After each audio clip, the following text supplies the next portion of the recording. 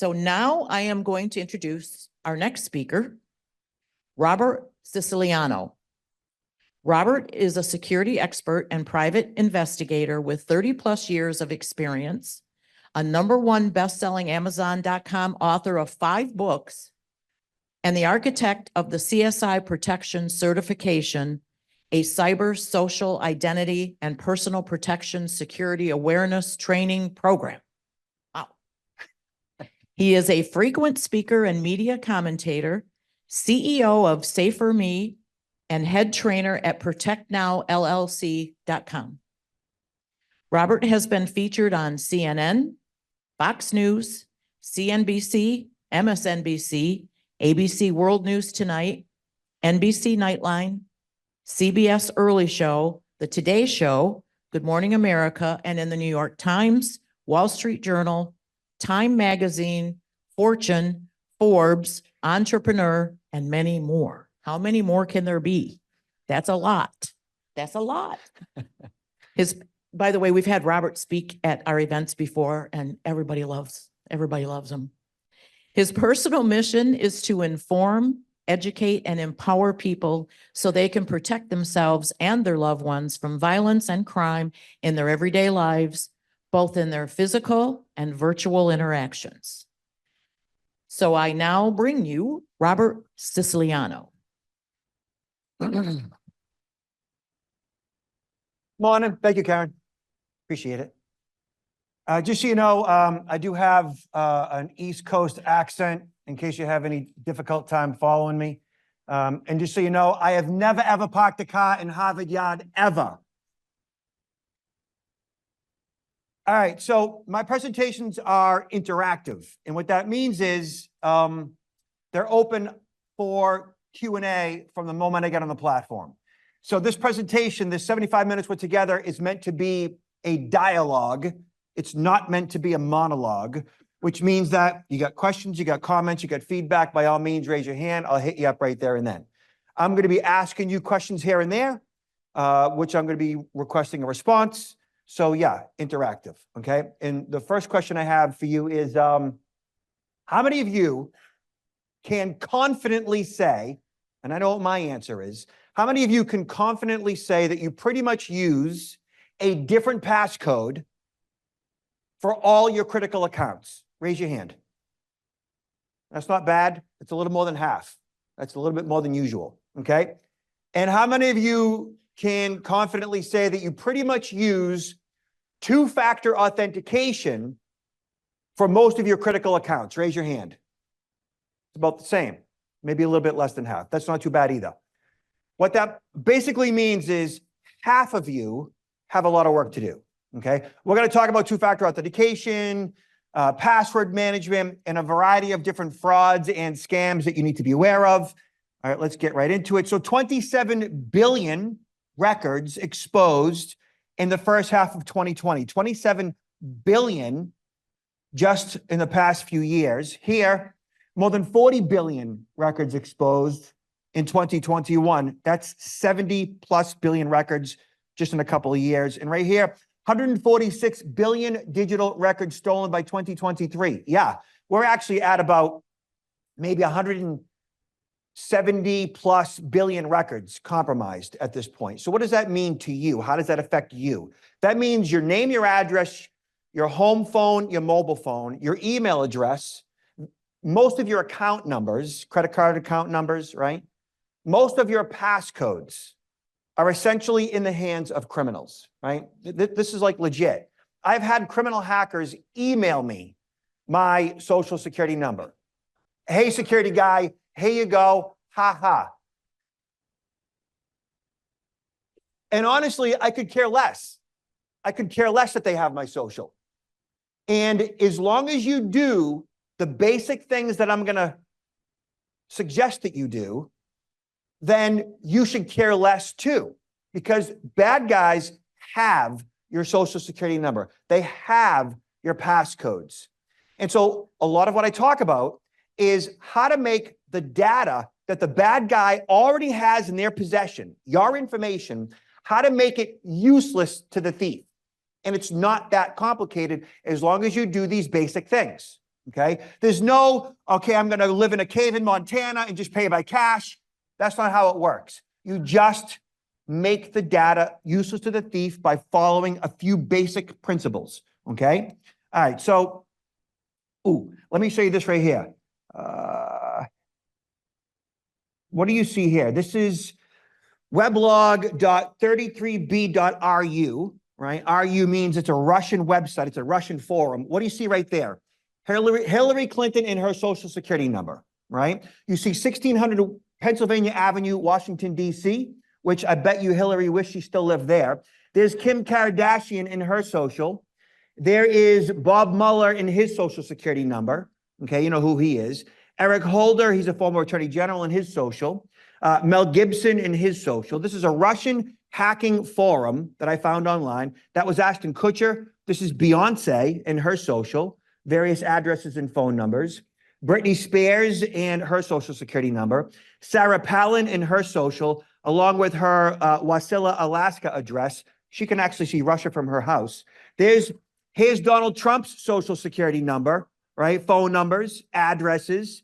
There's Arnold Schwarzenegger's, right? Al Gore in his social, former president, vice president. Kristen Kardashian, right? Stacia Hilton in her social. Chris Christie, right? Governor of New Jersey, former. Bill Gates in his social security number, right? Who else do we have? Joe Biden in his social, okay? And Michelle Obama in her social security number.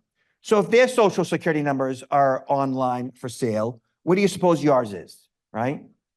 And the idea, yes, question. How do you get the list? You Google it. It's that simple. Like they're out there. Everything is out there. Our information is out there. When I say 170 plus billion records exposed, the information is out there. It's for the taking. It's on the dark web, right? We hear about the dark web all the time. What is the dark web? How do you get to the dark web? The dark web is a bigger part of the internet that's not indexed by Google, right? It's out there. It is the web, but it's not indexed by the search engine Google. You get to it by downloading a browser called Tor, T-O-R, which stands for the Onion Router. And people often say, well, what do I do if my information is on the dark web? Nothing. Your information is on the dark web. My information is on the dark web. And again, I'm not worried about it. When I say nothing, like you don't worry about it, but you do something about it, and I'll show you what to do, all right? Here, for example, Equifax breach affects 146 million customers. Equifax is one of the three major credit bureaus, TransUnion, Experian, Equifax. Equifax screwed up big time. They allowed backdoor access to their website. Bad guys got access to 155 million customers when it was all said and done. That's 2/3 of the American adult population, including most of you and definitely including me. Okay, so what do you do about that? You get what's called a credit freeze. How many of you have a credit freeze? It's a pretty good audience. That's about half of you. That's not bad, right? So the other half of you got work to do, right? So between a credit freeze and identity theft protection, these are the two major things to make the data useless to the thief.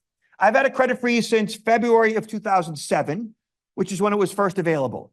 Froze my credit, froze my wife's credit, froze my kids' credit, froze my parents' credit, my mother-in-law, everybody in my life that I'm responsible for in some way, okay? And once you do that, even if the bad guy has your social, they really can't do much with it, or at least they can't open up any new lines of credit under your name. So let me show you something really quick. So most of the solutions here, you Google, okay? So right here, we search credit freeze TransUnion.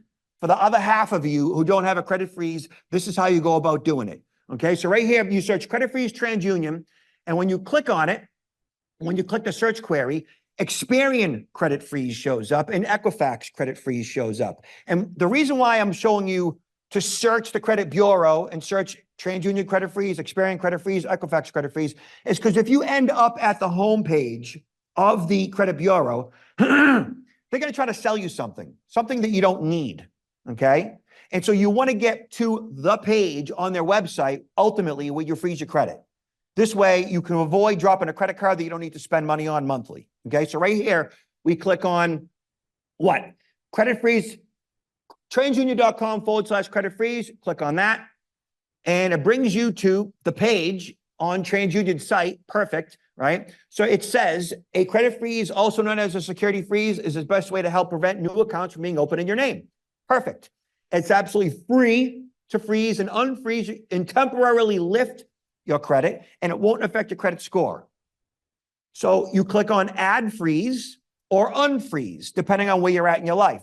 So for me, I'd click on unfreeze if I'm going to go apply for a loan. So in the past month, I bought the leased vehicle that I've had for the past 3 years. So sitting in the dealership in front of the salesperson, my laptop in front of me, right? He's going through the application process and he says, "Oh, you got a credit freeze." I go, "Yeah." And so right there in the dealership, in the sales office, on my laptop, went to my password manager. How many of you have a password manager? It's a good audience. That's about a little over a third. I want to see more, okay? So right there through my password manager, I think they use TransUnion and Experian. So I had to temporarily thaw at TransUnion and Experian right there on the spot. It took me like 5 minutes, a couple of minutes at each one. Logged in, username, passcode, special code, two-factor authentication via my laptop, via my password manager, done. Temporarily thawed so that it refroze like within a day. And the next question is like, well, how long does it take to temporarily thaw? Generally instantaneously, Once you activate that temporary thaw, temporary unfreeze, it happens right there on the spot. And I did it in the office. And my application was, approved within 10 minutes. It was great, simple. Okay, so for you, if you don't have a freeze, right, you're going to go to add a freeze, okay? And they're going to ask you questions revolving around sensitive information. And this is where people get freaked out, but it's fine. They want first name, last name, middle name, address, city, state, and zip. They want email address, mobile number, date of birth, and social security number. Give it to them. If you want to freeze your credit, which you should, you have to provide this sensitive information. It's the credit bureau. They already know who you are. They already have your information. It's fine. Don't worry about it. I wouldn't suggest it if it wasn't a good thing. Okay. And then you search Experian credit freeze or Equifax credit freeze, and you end up on a similar page. Here, freeze your credit file for free, create free account, and you're going to, again, fill out name, address, phone number, social security number. Questions, comments, feedback regarding credit freezes? Nothing? Yes.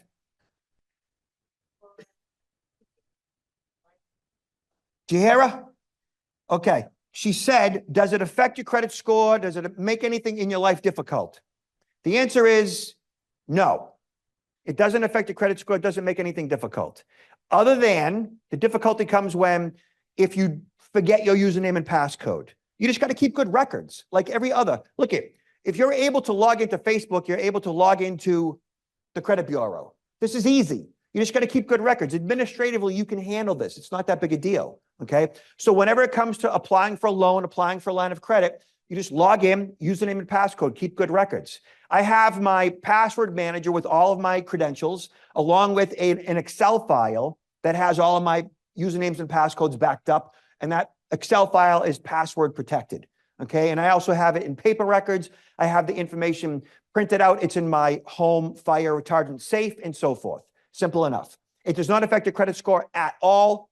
All of your existing lines of credit are fully accessible through your credit reports, which means like all of the current credit cards that you have, all the current loans that you have can continue to do the soft checks that they normally do.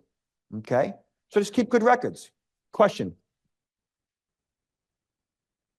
Do you have to do it for each of the 3 credit bureaus? Yes. So you freeze at Experian, TransUnion, Equifax, get it all done, right? All in one sitting, generally in front of a Word document or an Excel file. Keep good records, URLs, usernames, passcodes, special one-time passcode, whatever they might need, okay? Keep good records. Question?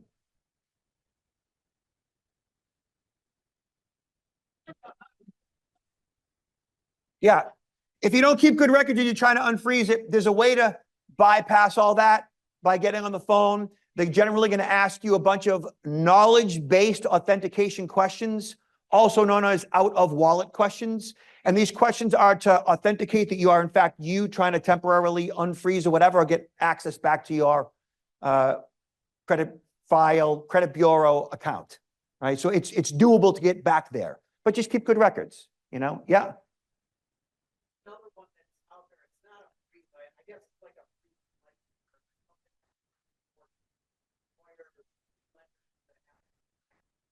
free, Yeah, that's called a fraud alert. So a fraud alert is, it lasts for 7 years. If you are in fact a victim of identity theft and you file a police report and you submit the police report to the credit bureau, just one credit bureau, and they'll tell the other two, that fraud alert lasts for 7 years if you are in fact a victim of identity theft and you can show a police report. So fraud alerts are good. I don't have a fraud alert. I've never had a fraud alert. I'm not worried about a fraud alert. The credit freeze supersedes the fraud alert, I think. It's better. It's just so much more. It gives you full control. What else? Okay? Credit freeze. And listen, it's not just you and protecting your own credit. It's everybody in your family, including children 17 years and under, parents, you know, however old they are, and then your clients. If your client's identity, let's say buyer's identity is compromised in the process of, you know, filling out applications for loans. Somebody gets their social, right? They begin to open up new lines of credit under your buyer's name in the process of buying a home and ruin their credit. It's going to affect you and your commission and their ability to buy a house. So I always suggest that you encourage your clients to get a credit freeze, and you being essentially leadership, right? In a position of influence, somebody who walks the talk and gets you your credit frozen can show them and explain to them what a credit freeze is and how it works and the benefit of it. Okay. What else? That's credit freeze. Simple enough. Okay. Anything else? Any other questions there? All right, good. So cool. Rock and roll. Look at this. 10 billion passwords have been leaked on a hacker site. Are you at risk? RockYou 2024 leak is a compilation of real world passwords used by individuals all over the world, including you. Revealing that many passwords for threat actors substantially heightens the risk of credential stuffing attacks. Credential stuffing attacks is when hackers take information such as usernames and passwords from one data leak and attempt to log into other websites. Your passwords have been breached, many of them, if not all of them at this point. Like, that's legit. This particular article that I'm referencing was July of 2024. This just happened. But these passwords have been leaking for 20 years. So your usernames generally, whether it's, you know, your first name, last name, or whatever you might use, and or an email address, are relatively out there. And then the passcodes that are supposed to be secretive at this point are relatively out there. So I'm going to ask you a question. If a bad guy has your passwords, how would you make the passwords, other than changing the passwords, which is an obvious answer, other than changing your passwords, if you kept the same passwords, how would you make your passwords useless to the thief? Two-factor authentication. Yeah, that's it. So if you have two-factor authentication enabled for all your critical sites, then even if the bad guy has your passwords, they need your mobile phone and that one-time text message in their possession in order to access your account. So even if they have your username, generally an email address, and your passcodes, they would need your mobile phone to get in. So two-factor authentication enabled for all your critical accounts makes it difficult, if not impossible, for the bad guy to get in. I have two-factor authentication enabled for everything. PayPal, eBay, Amazon, you name it. So all you do is go to the Google, right? You search, for example, Gmail two-factor, right? And you show up at support.google.com, turn on two-step verification. It is that simple. You do the same thing for, I don't know, Yahoo, right? Yahoo two-factor, add two-step verification for extra security. It's right there at help.yahoo.com. Or you type in AOL. If you're still using AOL, you're adorable. But listen, Right here, help.aol.com, add or disable two-step verification for extra security. This is easy. You got this, right? I have it for all my critical accounts. You cannot log into any of my accounts. I cannot log into any of my accounts without two-factor authentication.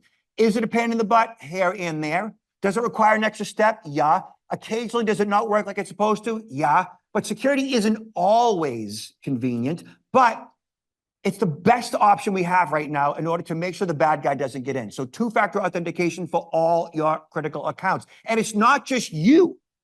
It's everybody in your family, right? And it's your clients. You know, if your client's email is compromised, if the bad guy gets inside your client's email, how many of you at some level either have been exposed to it, colleague, client, you know about it? How many of you like have been affected in some way, or at least have like it's almost touched you? Mortgage closing, real estate fraud, where the bad guy gets inside the transaction. They try to manipulate the buyers to wire money to a particular account the bad guy controls. How many of you? That's too many. That's a lot of people. That's a big deal. Once the buyer wires that money, you're done. Your commission's gone. They're done, right? It's ugly and it's awful, but it doesn't have to happen as long as you have conversations with your buyer as to this is what to look out for. These are the systems that you need to put in place ahead of time so the bad guy can't get inside your email. Change up your passcodes, use two-factor authentication, and you need to do the exact same thing. So in this state, are you an attorney-based state, like the attorney does the closing, or title company? Who does it? Title? Okay, so if the title company's email is compromised and the bad guy's inside the title agent's email, like literally logs in and is inside the title company's email, sees every aspect of the transaction, sees when the closing is coming, sees everything. All the bad guy does is inside that transaction just communicates with the buyer as the title company and just, you know, lies and says, here are the wiring instructions in anticipation of closing, wiring instructions to benefit the bad guy. Now, Massachusetts is where I'm from, attorney does it, okay? In some states, the real estate agent is part of that process. None of that really matters because if your email is compromised, like the bad guy gets inside your email, they just log in. And that's how they get in these days. We talk about hacking. Hacking these days is they just log in. How do they log in? Your information is on the dark web. They just grab it and they log in. Now they're inside your email. They communicate with the buyer. They say, hey, from your email, in anticipation of closing coming up in so many weeks or days, here are our wiring instructions. You're done. Somebody's going to get sued. Not only is the buyer going to lose their money, but it's going to come back on you because forensics is going to say that the compromise was you, that the bad guy was inside your email. But it doesn't have to be like that. Change up your passcodes, two-factor authentication for everything, and use a password manager, which I'm going to show you that in a second. All right, so let me get back to this thing. There's so much to talk about. All right, so, okay, here. An astonishing 773 million records exposed in a monster data breach, including over 21 million unique passwords, all recently posted to a hacking forum. All right, so here is a display, a screenshot of 21 million stolen credentials that I actually have on my laptop, right? I downloaded them from the dark web, you know, because I can, and, you know, just to like show you basically. And all of these passwords, all of these credentials, people look at these and they go, oh, those poor 21 million people. That's you. That's me. It's all of our data. So I have a tool on my website, which I'm going to show you right now, right? It's pretty cool, actually. So we're on protectnowllc.com. And those of you on Zoom, just pay attention. So right here, we scroll down on the homepage, right? And we get to right here where it says cybersecurity awareness check. Has your personal or organizational security been breached? Get an instant answer. Check if your email has been breached. And we click on Let me see, open link in new tab. Check if your email has been breached, email checker, and check if your password has been breached, password checker. All right, so first thing we're gonna do is here, use our free email checker and check your email address. We're gonna type in RobertSiciliano at gmail.com, which is mine. And we're gonna do a quick search, okay? Now, this tool, like I said, I had access to 21 million. Did I do Robert Siciliano, gmail.com? That's not right. Hold on one second. Have PWNED. Give me a second. All right, let me do that again.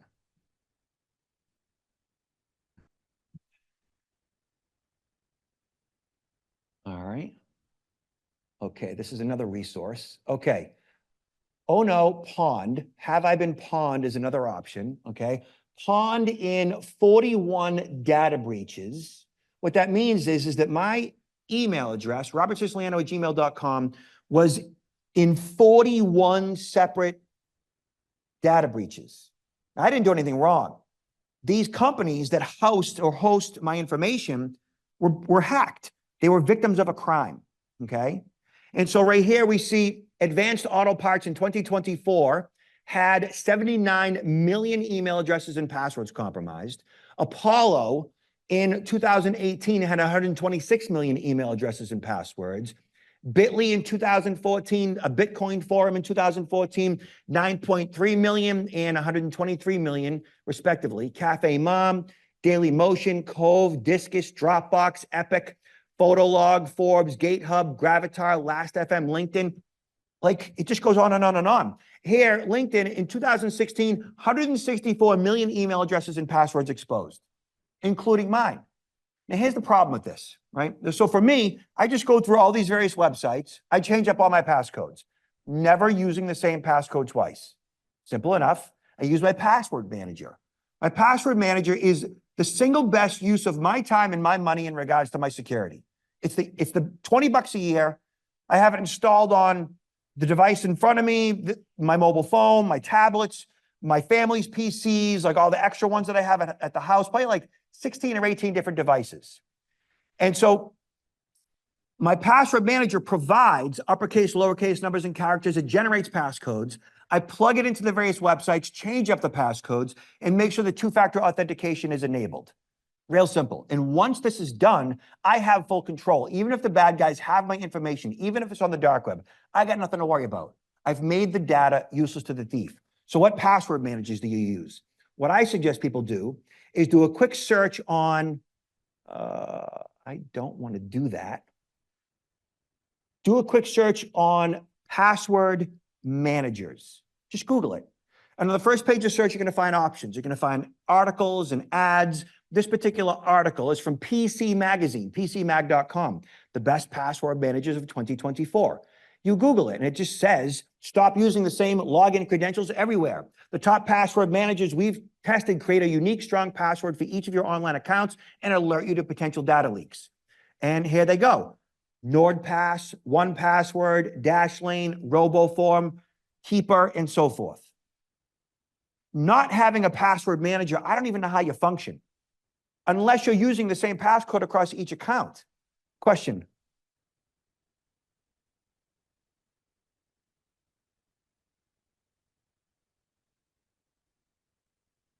Yeah.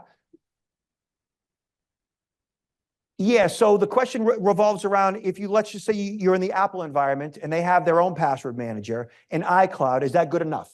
Okay, so yes and no. For me, it's not good enough. And the reason why is because I don't just use Apple devices, okay? I use Windows machines, I have Android devices. So I need a password that is ubiquitous across operating systems, Windows, Apple, which is the Mac, iOS, the iDevices, iPhone, iPad, and so forth, Android. So I need a password manager that works across various browsers, Safari, Edge, Chrome, right? So my password manager is going to work across Windows, PC, all operating systems, all browsers, the whole thing, which it does, you know? Yeah.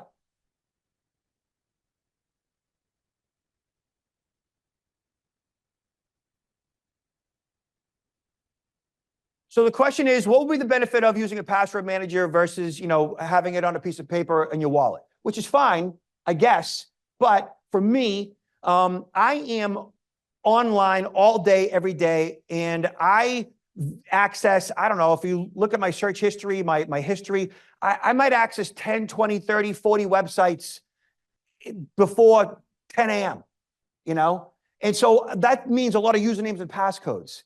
Like to go to a piece of paper and chicken, click, click, click, click, to me, like my head's gonna explode. So then the next question is, well, what if your password manager gets hacked? I am not so worried about the password manager getting hacked, and here's why. So password managers have been hacked, but not in such a way where all of our data has been exposed. So password managers are security companies, and all of their information, our data, is encrypted in a number of different ways. So even if the website itself gets hacked or the server gets hacked, our information has not been exposed. The low-hanging fruit is not hacking a password manager. The low-hanging fruit is the 170 billion stolen records that are out there. If you want to go old school and use a piece of paper, that's actually not the worst thing. It's just, for me, it's a little slow. It just takes too much time. But there's nothing wrong with it. Just, if that piece of paper gets lost, that could be a problem, right? I would not associate the usernames and the passcodes in the same piece of paper, because if that does get lost or your wallet gets stolen, whatever, that could be problematic. Yeah. How often do you change the passwords? I don't change passwords until there's a data breach. So when I'm alerted that there's a data breach somewhere, then I'll change the password for that particular account. Otherwise, I haven't changed passwords in years and years and years, and I won't until I need to, and my password manager it generates passwords, uppercase, lowercase, numbers and characters. I don't even know my passwords. Like, my password manager knows them, but I don't. I can see them. I can open them up, but I don't remember them. Like, I don't know my mother's phone number. I don't know my father's phone number. If I want to call my father, I go to Bob. If I want to call my mother, I go to Mom, But I don't know phone numbers. I don't know passwords. I don't need to remember that stuff. I have technology that does that for me, So, good. Other questions? Yeah.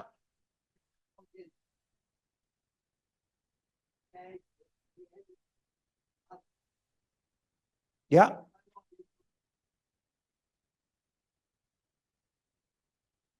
Yeah.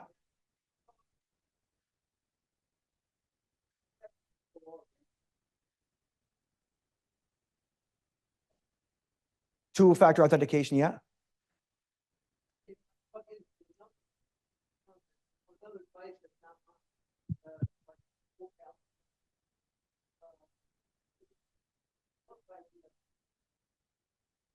Two-factor authentication. Yeah.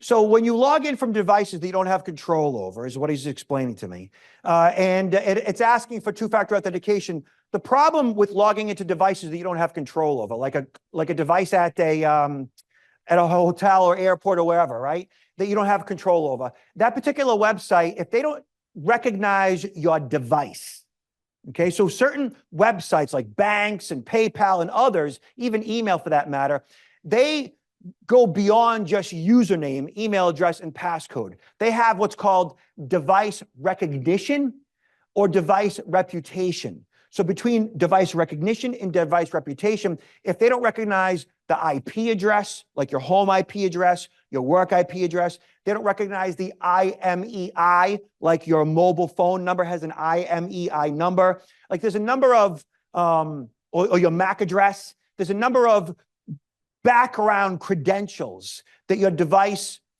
emits, that websites scan and look for to determine if it's you or if it's somebody logging in from Ghana, okay? And so if they look at this new device you're logging in from, they might bump you up because they're like, well, we don't recognize that. There's so much fraud that can go on from another device you don't have control over that they're not going to let you in for certain reasons unless you have two-factor authentication or other methods of being recognized. So it's a good thing, right? I try not to log into devices that I don't have control over at all, right? What else? Other questions? Yeah. Yeah.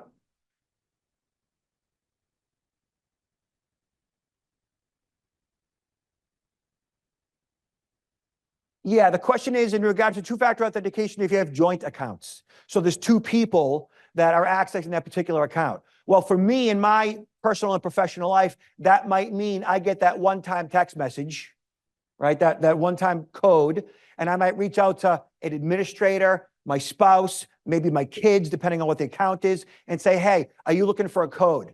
Is this you? So it requires a little bit of effort on my part to reach out to whoever might have initiated it, which generally is a loved one or an administrator, a work person. It's just extra effort.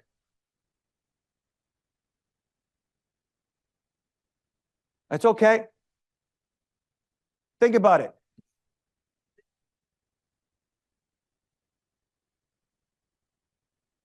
The question is it okay to just change the passcode or do we have to change in the username as well? I don't change usernames.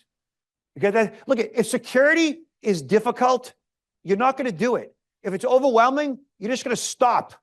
So it has to be reasonable, which is one of the reasons why I don't change passcodes.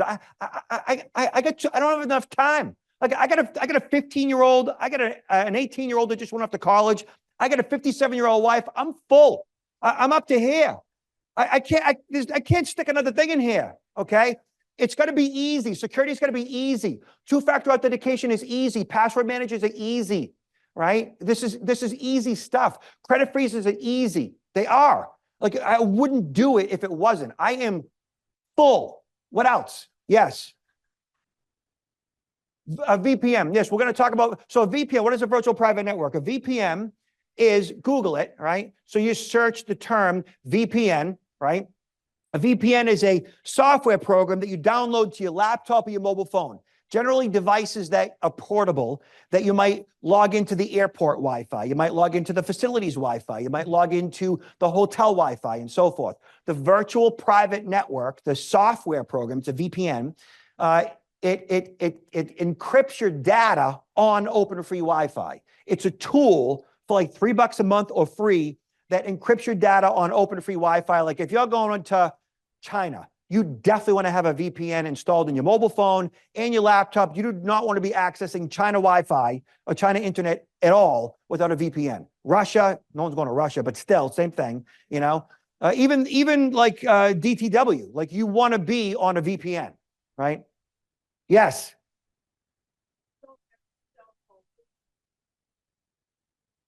So if you don't have your cell phone with you, so like on my laptop, on my Mac, I have access to my iMessage or so I can actually get my two-factor authentication via my iMessage app on my Mac. If you don't have your phone with you, that could be problematic. Yeah, you know, it can be. Yeah.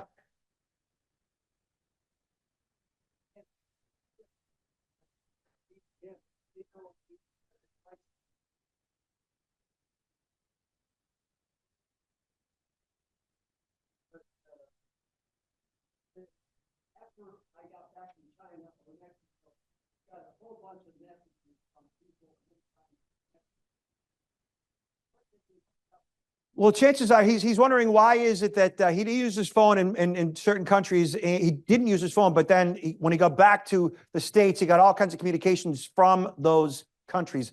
I don't know. I mean, chances are you gave your phone number to somebody at some point. When you rented the bicycle, if you gave your phone number, then yeah, you ended up on a spam list. I wouldn't worry about it though. Yeah. Should the VPN be turned on in your mobile phone? If you're on free Wi-Fi, generally, yeah. Yeah. What do I use for a password manager? So there are a lot of good password managers out there. Lots of people like 1Password, number one, and then the word password. It's a very popular one, user-friendly, so it's 1Password. And the other one, I use Roboform, ROBOFORM.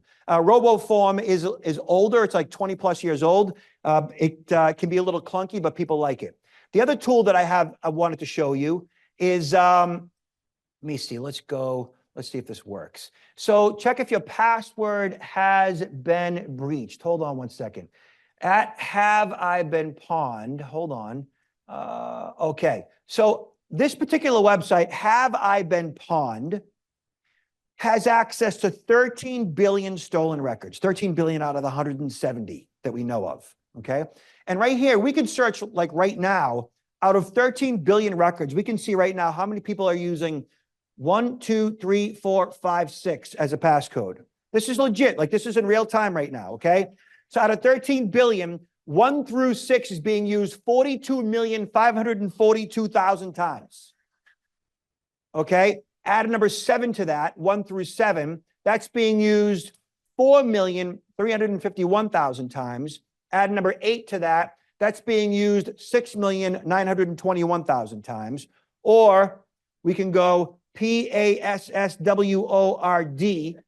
out of 13 billion records, that's being used 10,434,000 times. And then add number 1 to that, and that's being used 3,339,000 times. What is the point of this? The point is like we use easy to guess, easy to hack, easy to crack, consecutive numbers, words out of the dictionary, passwords that bad guys know. Like it's not that complicated. We've got to make it just a little bit more difficult for them. And that's using a password manager that generates a passcode. I always think this one is funny. So sometimes people use ILOVESEX. How many people out of 13 billion? 32,649 people love sex as their passcode. It's like, we are just so simple and ridiculous when you think about it, okay? But it does not have to be that difficult though. You know, password manager fixes all your problems, all right? What else? Hold on. Okay. Young family loses life savings of $775,000 in escrow wire fraud scam. This is as a result of a closing, okay? So the victims had received an email asking them to wire their funds into escrow. They had received another email from the escrow company a few days earlier, and all their personal and bank account information lined up. Everything in the second email matched the closing statement. So they were convinced that everything was legit. All the communications they were having with the escrow company were fine. And then the bad guy gets in the middle, gets inside the transaction. Now, when we talk about hacked these days, let's just say somebody at the escrow company gets hacked. Let's just say the buyer gets hacked. What does that actually mean based on what we've talked about so far? The bad guys, they hack them. But what are they really doing? They're just doing what? Logging in. That's it. They're just logging in. That's it. They're grabbing known credentials that are on the web, your information, and logging in. Without two-factor authentication, they're in. It's that simple, okay? So they were convinced that everything was legit. Why wouldn't they be convinced? All the previous communications were all legit. And at no point in time did anybody ever say, pick up the phone, call me to make sure that this is all on the up and up. Do not wire money without getting on the phone with me first. The way I look at it, the way I see it, is that in the real estate industry, I look at the real estate agent as the oracle, meaning everything should revolve around you, that nobody should be wiring money or doing anything without you having some understanding of what's going on in the process, that your clients should be looking to you to make sure that they are safe and secure. I mean, that's value. That's added value that you should already be fundamentally doing. And that means basically sitting them down and having a dialogue with them that talks about preventing money wire scams, okay? Say to them, email and phone communications can be easily spoofed, right? To seem legitimate, it is extremely important that email is looked at with a cynical eye for you and for them. They should never just automatically trust email. Further, tell them, beware, never wire money or pay a bill based on an email or a phone call without first making contact with the payee you have on file and making contact with you. Explain to them, in the process of buying and selling a home, there's going to be many emails to and from your real estate agent and other service professionals, including attorneys, mortgage brokers, title insurance companies, home inspectors, discussed between you and the client. The nature of email communications and what links might be required to be clicked on. Further, tell them, call me, call your agent, plug your number into their phone. Under no circumstances and at no time in the process should the client engage in a money wire transfer unless the agent specifically speaks to the client specifically speaks to the real estate agent. At no time should they be wiring money unless they talk to you. Otherwise, if their own email is compromised, if the bad guy is inside their email, if the bad guy is inside the client's email, the title company has no idea that the bad guy is inside the client's email, has no idea. You have no idea if the bad guy's inside your client's Gmail, AOL, Hotmail, Yahoo, whatever, communicating as you. Then they're just going to wire the money. Why? Because they were told to. Yes. Good morning and thank you. I understand the rationale clearly in doing these locks, cyber freeze, all the password, the two-factor identification, synonymous with putting locks on your house and making sure they work. Yep. Are there any discussions, comments, focus, gates, checks and balances, focusing in on what's integrated into or integral to these, what you're talking about right now, the wires? Is anybody looking at, say, Western Union or are the companies similar to them and saying, hey, we need to have some kind of oversight at this level when these things are happening? So all of these companies that are responsible for ultimately wiring and transferring the funds do have security measures in place. They do have checks and balances, but it's generally not enough. We don't generally treat wire transfers with the level of fear that we should. And neither do the companies that are responsible for ultimately transferring the funds. The checks and balances are, as long as all of the documentation lines up properly, bang, the money's going through. And the likelihood of you seeing that money or the client seeing that money after 48 hours dwindles to pretty much zero. Clawing back those funds is not easy to do. So there are various levels of scrutiny. If there are IP addresses, if there are MAC addresses that don't line up, if it's an IP address in one country, a MAC address in the other country, and so forth, yeah, they'll look at that stuff and go, there's something not jibing here, right? But it's generally not enough. It boils down to hacking humans. And that's ultimately it. And so it's up to us to recognize risk and to put these various systems in place and to have these, what I would consider uncomfortable conversations with buyers and sellers and everybody else in the process to make sure that they're aware of the risks and they're not engaging in risky behavior. Look, if half of you are not using two-factor authentication, more than half of you are not using password managers, more than half of you are not using a different passcode across each account, right? That makes us part of the problem, opposed to part of the solution. If all of us were doing our jobs of basic 101 cybersecurity, it would significantly reduce the risk for us and the buyer and the seller and the title company. If everybody was doing their part, then, we'd fare a lot better. But we're not doing our own jobs effectively, I find, based on the questions and based on the answers that you gave me. Yeah.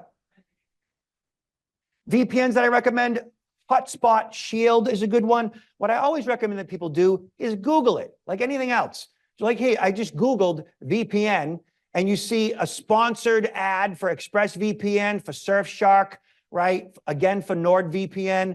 And then PC Magazine has another article, the best VPN services for 2024. Everything is Googleable. And I just Google that, and it talks about, all the research they've done and what it is and how it works, and Proton VPN and NordVPN and Surfshark and so forth, right? Hotspot Shield is a VPN. It's a really good one, all right? Okay, we talked about the email checker and the password checker, password managers, two-step verification. We're rocking and rolling here. So passwords are compromised because of social engineering, which basically is the modern day con. It's anytime you get a phone call, an email, a text message with somebody trying to scam you, right? Via phishing, most often. Password reuse, you can't do that. You can't use the same passcode across multiple accounts. Insecure weak passwords, 1, 2, 3, 4, 5, 6, password 1, not good, right?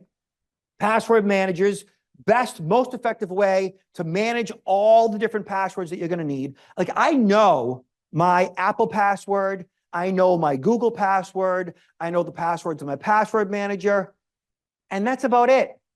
Full, okay? Password manager takes care of everything else. And then two-step verification, you got to use two-step verification for everything. And then no passwords. What does that mean? It means that I know that there are people here today, agents here today, that have devices in their possession that don't have a password on them. Well, why do I need a password for my mobile phone? If your mobile phone is lost or stolen, what does the bad guy have access to? Everything, okay? Everything. You have to password protect all your digital devices. Well, Robert, do I have to password protect the devices I have at home? They never leave the house? Yeah. If your house gets burglarized, right? They get your desktop, your laptop, your tablet, whatever. All your digital devices have to be password protected. So check this out real quick. I get this instant message from this woman I'm connected to on Facebook. This is like a legit thing. She says to me, "Hi, Rob. I'm not sure if you saw what happened to my Facebook page last night, but somebody stole my cell phone while I was at a concert and posted all of my naked pictures off my phone and posted them on my wall. They were up there for hours. Is there any way you can help me find out who it was?" And I'm looking at this message and I'm like, there's so much wrong with what's going on here, right? And my first question is, how many is all of my naked pictures? 5, 10, 50, right? So as a result of this, I was working with McAfee at the time. I was their one of their influencers, one of their spokespeople. We did a study around Valentine's Day based on this. And we polled 2,000 people throughout the country, ages 18 to 80, around Valentine's Day. The study was called Love, Relationships, and Technology. We wanted to understand the relationship between, you and your significant other and technology. So we asked a bunch of questions like, do you share your passwords with your significant other? Do you send sexy text messages to your significant other and so forth? We got all the answers back. Some were surprising, some were not. Like unsurprising was that those ages 18 to 24, they sexed a lot. But what was surprising, do you know what age group sexts the most? Take a guess. Yes. Yes. You have been warned. Password protect your digital devices. Okay, listen, very important. Okay, email. So this right here, what you see on the screen here, this is, how many of you use Gmail? Yeah, most of us. So this is your Gmail settings menu. Okay, so if you look, you see general up top, see them blue, general, labels, inbox, account, filters, and blocked addresses, and you see forwarding and pop IMAP in black, right? So that's what this window is. This is forwarding and pop IMAP. You see forwarding, to the right of forwarding, you see disable forwarding is checked, okay? This is your settings menu. You can get to this settings menu via your desktop or your laptop. It's hard to get there via a mobile phone. And what I'm showing you here is email forwarding is capable of being set up by default, which means that you can set up automatic email forwarding within your settings menu so that every time you get an email, you can automatically forward it to another email address on purpose. So you might have an administrator that you work with, a spouse maybe. You might have somebody that handles all of your social media. So you put all of your social media, LinkedIn, Twitter, Facebook in a folder, and they get all the emails for that particular folder, right? So why am I showing you this? Because automatic email forwarding built into the settings menu is something that most people never look at. They've never been there. They don't know anything about it, okay? And so what bad guys do is once they get inside your email, they just log in, they hack you, they log in. You don't get two-factor authentication, right? You don't change up your passcodes. Your information's been out there for decades, whatever, they log in. The first thing they do once they're in is they go to your forwarding settings and they forward all of your ongoing emails in perpetuity to them. If you haven't looked at and checked your forwarding settings, that could be going on right now. So I did a presentation in the Midwest not too long ago and explained this to the agents. and one of them is in the back of the room, and she's kind of typing away on her laptop, and she comes up to me at the break, all freaked out, showing me an email address in the forwarding settings of a guy that she had dated a few years earlier. They had a bad breakup, and she had to get a restraining order against him. And he had been stalking her for years, and she had no idea. So check your automatic email forwarding settings. Make sure it's clean, okay? And here's the deal. Even after you change your passcodes, even after you set up two-factor authentication, if you haven't checked your automatic email forwarding settings and it's got something in there, they could still be getting your emails. So change your passwords, set up two-factor authentication, check your forwarding settings, make sure it's clean, and you should be good from that point on. Okay? Yeah.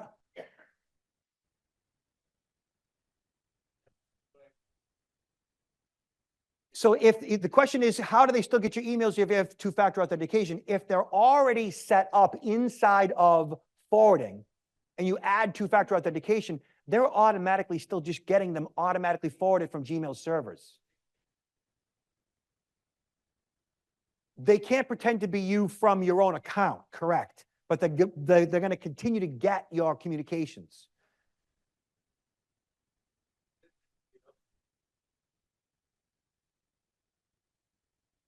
They won't be able to reset the passcode on your account because they are not going to be communicating from your actual account. They're just going to have intelligence coming into their inbox on a daily basis, and they're going to know what you got going on in your life, including a closing and so forth. And then they can create an email that looks like yours and now communicate with your buyer and so forth.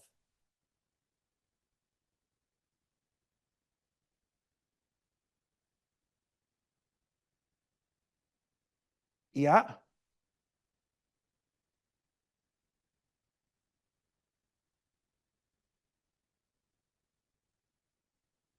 If they're actually getting your forwarded emails to reset a passcode, I got to think that one over. You're above my pay grade right now.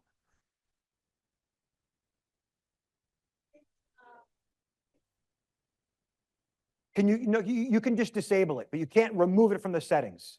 You can't completely remove automatic email forwarding, but you can disable it. Okay, but it's built into Gmail. All right, you guys are good.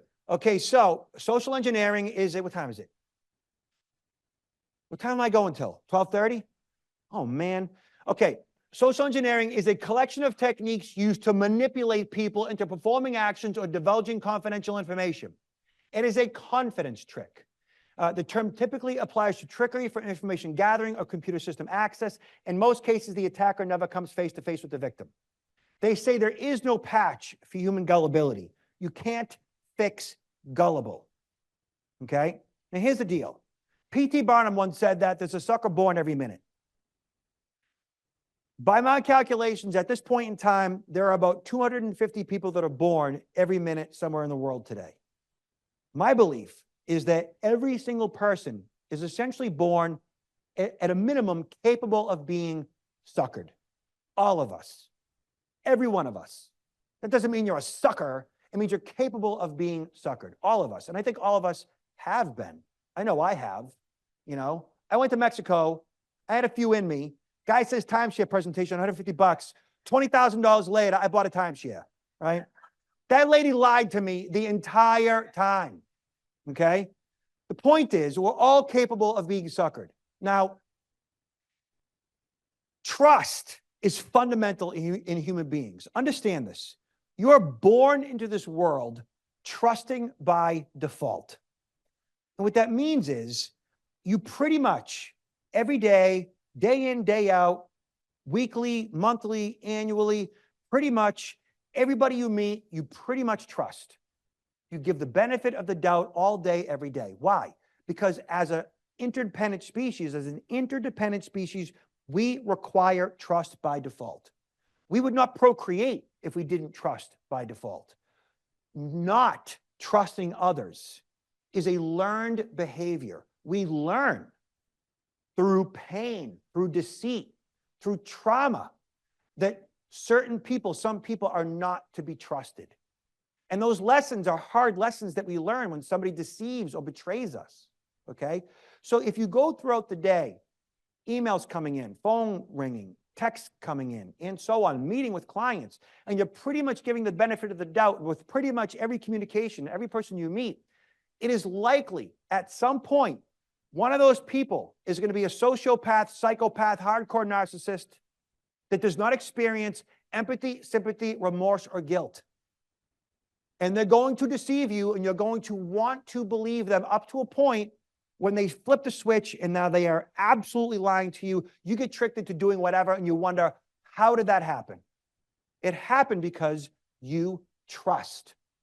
And trust, I believe, is overrated. We trust too much. Okay? It's not about walking through life worrying and being fearful and not trusting anyone. It's about just being a little more introspective. What is this person's motivations? How do I feel interacting with this person? What's going on inside of me that I feel something is wrong? And acknowledging whatever you might be feeling and acknowledging whatever red flags there might be and doing something about it. Reacting effectively in such a way where you're not going to just do what they say because they said it and it seems legit. You do based on how you feel and your life experience. And I don't know, something doesn't seem right to me. You know enough. And when something seems wrong, something is wrong. You know, we know. We just don't always want to believe we're being lied to. Nobody wants to believe they're in the presence of evil. And so when people are lying to us, we tend to want to believe them because we fundamentally trust. It's a normal thing, but it's overrated, okay? Bad guys, like they use motivations like you're going to gain something, you're going to gain money, you're going to gain love, you're going to lose something, you're going to lose money, you're going to lose respect, who knows? They utilize fear and greed and sex. They function under what we call the principles of influence and the psychology of persuasion. Heck, if you've ever taken a negotiations course, a sales course, negotiation and sales are all about how to manipulate people ethically.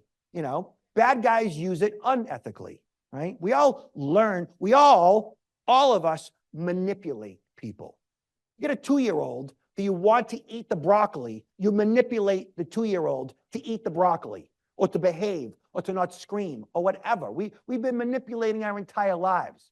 Bad guys use it as evildoers, okay? They do it via email, telephone, and person. They pose as you, a spouse, a bill collector, a bank, a utility, a fellow employee, a government agency, Medicaid, CIA, Secret Service, FBI, local police, and so on, right?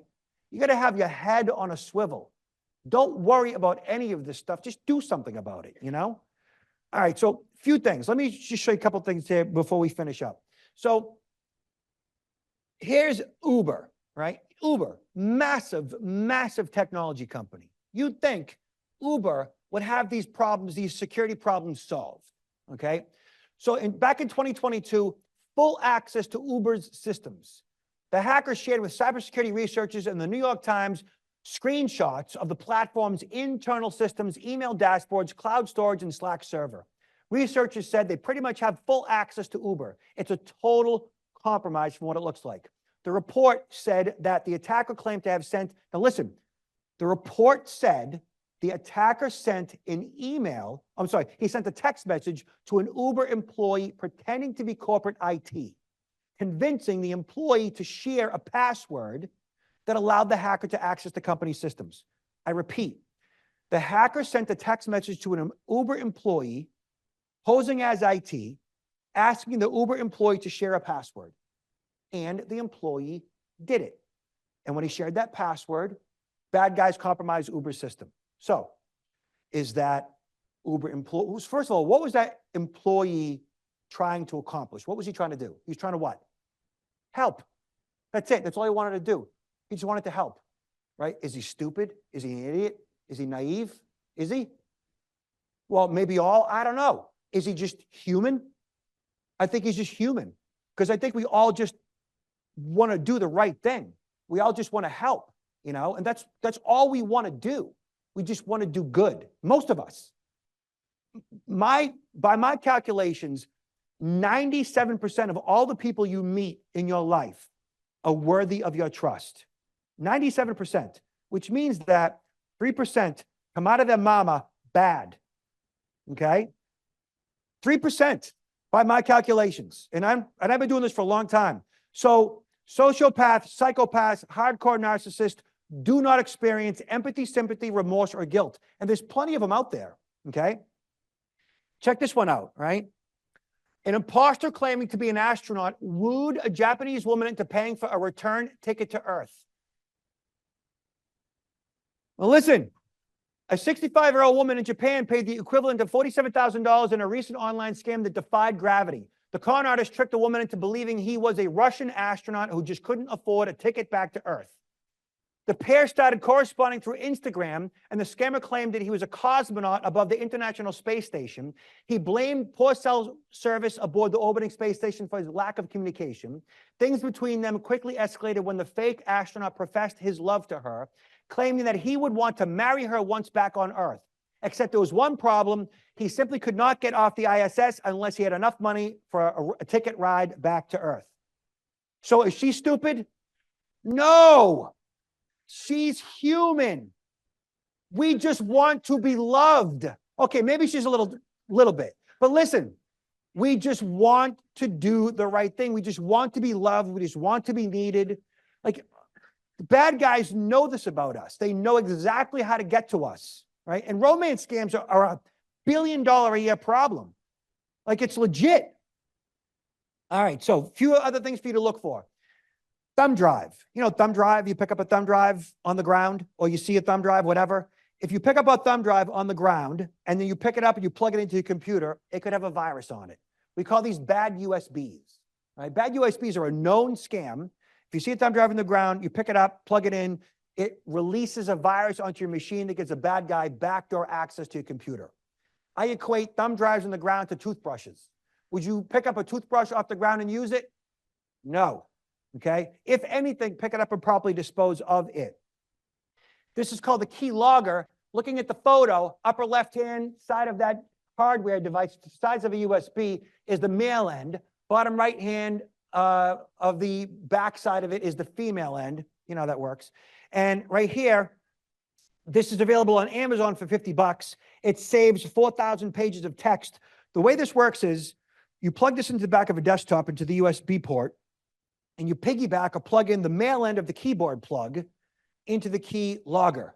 So everything you plug into the keyboard goes through the wire, through the key logger, and then you see it on the screen. This records everything that you type. And we see these in business centers, like in small office parks. Somebody will have a cleaning crew come in after hours, and a cleaning crew employee might unplug the keyboard, plug in a key logger, and then piggyback the keyboard back into the key logger, and so on. We see these in schools where the kids plug them into the back of the teacher's PCs to change their grades, right? Yeah. We see them like in defense contractors, like a Raytheon. They'll drop them in the parking lots of Raytheon to get access into Raytheon's internal systems. Be aware of key loggers and bad USBs, okay?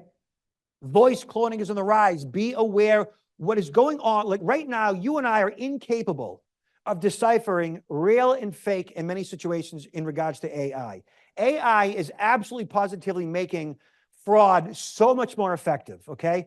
So here, like voice cloning is on the rise, and I got more stuff and less time, but let me just go over a couple things. A mom received an anonymous call one January afternoon while her 15-year-old daughter was out of town. She heard her daughter answer the phone, panicking, screaming, quickly followed by a man's voice threatening to drug and kidnap her daughter unless he was sent $1 million. So what the bad guys do is they grab your information off the net. They grab your voice and they use it against you. They use it against your family. They use it against your clients. Let me show you something here, okay? Here. Okay, here is, where are we? CNN. OpenAI says it's working on AI that mimics the human voice. Okay, so we scroll down on this article, and hopefully the audio is working like it's supposed to, gents. Okay, real human voice. This is a clip of a real human voice that was input into OpenAI's voice engine. You ready? A push or pull that can make an object move, stop, or change direction. Imagine you're riding a bike down a hill. First, the push you give off the ground is the force that gets you going. Pretty distinct voice. Here's the AI-generated version. Some of the most amazing habitats on Earth are found in the rainforest. A rainforest is a place with a lot of precipitation. There's no way to decipher real or fake. Zero, okay? Which requires you to not trust by default anything at this point. Second guess, question, do your research, take a step back, like be cognizant of what you're clicking on, what you're reacting to, what you're responding to, what the motivation of that incoming request is, whether it's via text, email, in person, right? You just cannot automatically trust because we are incapable of deciphering the difference on our own. You know, we just want to do the right thing. We want to help. We want to just, you know, be human. We're not expecting sociopaths, evildoers in our presence. And they are, like, not like, you know, overwhelmingly, but enough that if you're not cognizant of that, you know, it's just a matter of time. All right, so we've got 3 minutes. You got questions, comments, feedback, now's the time. All right, so let me see. A few things. Security awareness training, that's what this is, okay? This isn't enough. Brokers need to be providing this for their people. Franchises should have this by default, right? How many of you have engaged in something called phishing simulation training? How many? And I'm betting those of you who raise your hands, you're either doing real estate agent part-time and or you have another profession like lending, financial services, law enforcement, military, government, or technology. Because real estate is probably not your only gig.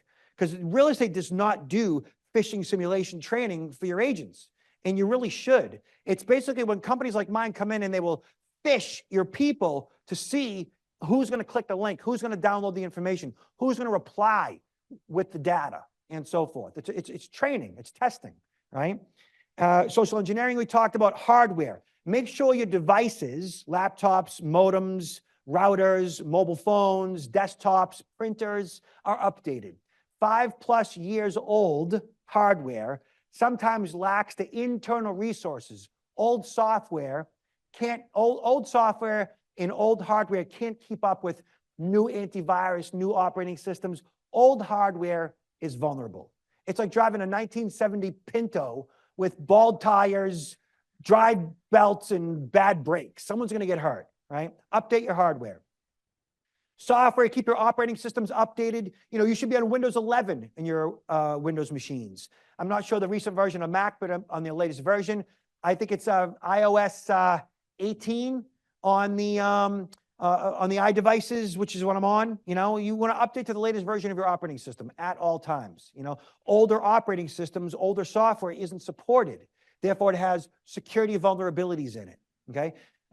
Security software, install and run paid versions of antivirus, anti-spyware, anti-phishing, and a firewall. It's not enough to have free, okay? Wi-Fi, set up a secure Wi-Fi connection in your home or your business, which means it needs to be password protected. Open, unsecured Wi-Fi allows anybody in the neighborhood to jump on, and they could access your data as well. Password protect your Wi-Fi. We talked VPNs, encryption. Basically, your devices come with encryption out of the box. If you haven't set up encryption, Google it, right? So if you go to the Google and you search encryption, it tells you how to do it. So I search encryption Windows, you see support.microsoft.com, device encryption in Windows, and encryption MAC, device encryption in Mac. Protect your Mac information with encryption at support.apple.com. Tracking your devices. So like on my iPhone, I have Find My. If this gets lost or stolen, I can track it with my laptop. I can track it, I can lock it, locate it, and wipe it. Same thing with my spouses and kids' devices as well. Windows has a very similar service. Find and lock a lost Windows device at support.microsoft.com. All right, so that's it. I don't get any more time. Yes.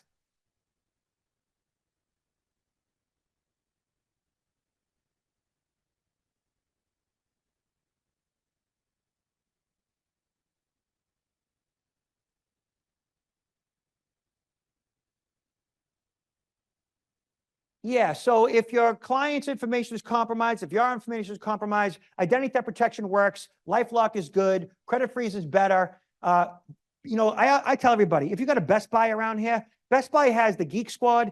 Geek Squad knows what they're talking about. Geek Squad can come into your clients, they can come into your devices, you take them in. They know what they're doing, they can walk you through some stuff, you know, it's all doable. It's all relatively easy and affordable, yes.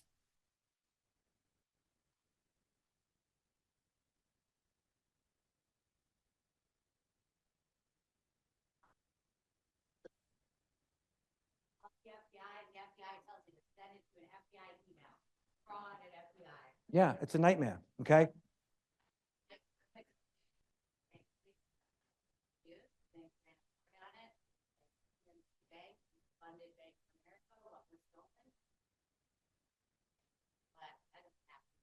No, it doesn't, and it happens less and less.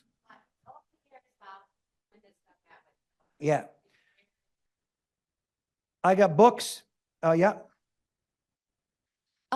I want to share this story with everyone.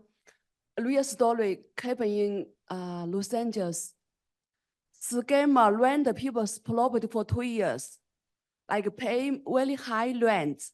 The market is 4,000, they pay 5,000.